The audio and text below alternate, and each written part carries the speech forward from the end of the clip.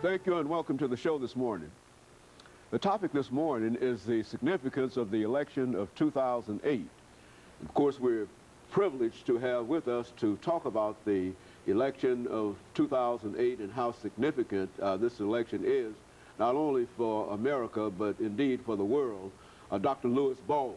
Yes. Of course, Dr. Baldwin, I don't think that you need any introduction to our audience this morning because you've been with us on a number of occasions, many occasions, and I think that if we ever have to talk about the significance of the election of 2008, I'm sure that everything that you've told us has sort of led some way in one way or another to where we are today. That's right. And so that's what we'd like to do today. What I'd like to do, Dr. Baldwin, is to really get a historical viewpoint in reference to this election of 2008. And I don't think that there's any person that is better qualified to give us a historical viewpoint than yourself. And so let's start off by having you to talk about some of the books and some of the things that you've written that would eventually bring us to where we are now. Okay, my scholarship is mostly on the civil rights movement and how it laid the foundation for our rise in politics and our rise to what might be called the kind of political empowerment that led to the election of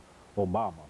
I've written 5 books on Dr. King, all of which cover the history of the civil rights movement. And I view the civil rights movement as another page in the whole history of the movement, going back to the period of slavery, going back to the Emancipation Proclamation, going back to the 13th, 14th, and 15th Amendments, the Civil Rights Act of 1875. So we're talking about another chapter, if you will, in the whole history of African-American struggle. And as we said earlier, I think the Obama election was a sort of culmination of centuries of struggle, which go back to the early African slaves and extend up through the modern civil rights movement with Martin Luther King, Jr. You know, when you think about this election, I think it has had an impact, and quite an early impact in a real sense, that it has had an impact on not only Africans, but it also has had an impact, and I think a very, very positive impact, upon a large number of other Americans.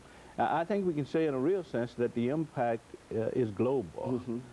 Because when Obama was elected, when the news clips indicated that he had been elected president, there was jubilation all over the world, celebration all over the world, in Africa, in Asia, parts of the Middle East. The people throughout the United States celebrated the moment because it was a very historic moment, and thank God we were all a part of that history. We can all remember where we were when it was announced that he had been elected president. So certainly it had an impact on the nation, but on the world as well. Well, Dr. Baldwin, when you look at this election and you think about some of the things that indeed we've talked about even on this show, what would you say would be perhaps one of the impacts that it might have dealing with young people?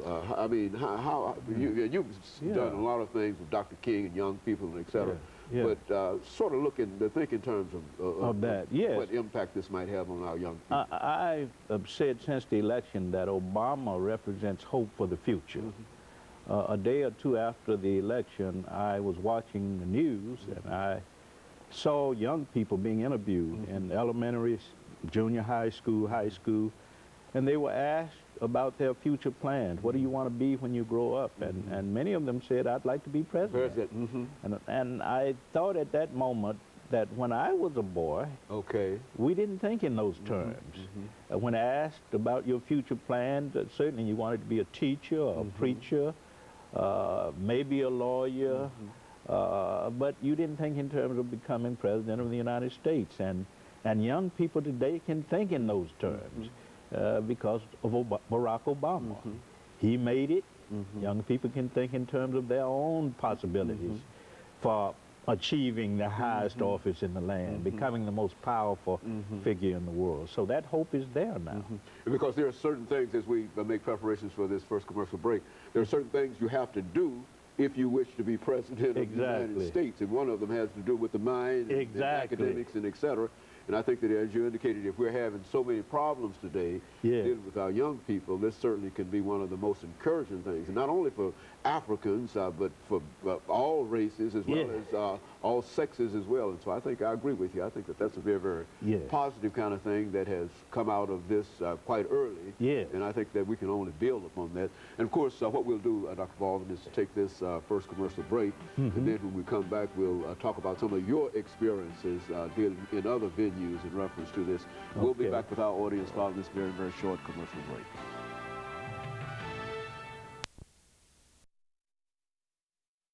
The guest is Dr. Louis Baldwin.